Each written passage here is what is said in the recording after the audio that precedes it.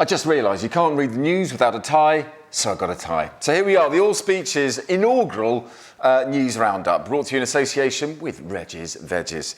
Disgraced former England football team manager Sam Allardyce was arrested in London Zoo late last week, dressed in a gorilla costume pretending to be an escaped primate. It's been suggested that Big Sam, who's been struggling to find a role for himself since being sacked 3 weeks ago, was apparently tipped over the edge by the shock departure of singing and dancing person Will Young from the BBC's Strictly Come Dancing. Apparently, realising that the world no longer made sense anymore and having nothing to do that day, Sam staged a cry for help by running around in a gorilla costume, waiting for somebody to put him out of his misery. Luckily, Sam changed his mind and came quietly after being offered a bung of bananas.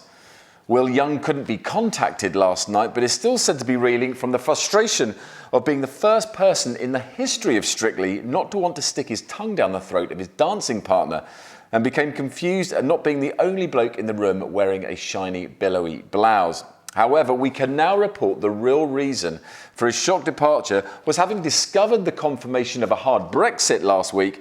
Will hit the town and became emotionally unstable on French red wine. His booze-increased body heat then caused his Samsung Note 7 to explode in his skinny jeans back pocket, a feeling allegedly Will hadn't experienced since his own first hard Brexit about 20 years before. The internal circuit boardy thing then automatically tweeted his dilemma, which caused the pound to crash on the Asian markets as people in Bangkok feared they might never again see him tour there as Aladdin. With the pound in freefall, England's footballers then went into meltdown as sidelined Wayne Rooney spent time on the bench using all his fingers and toes to calculate his current net worth in Happy Meals.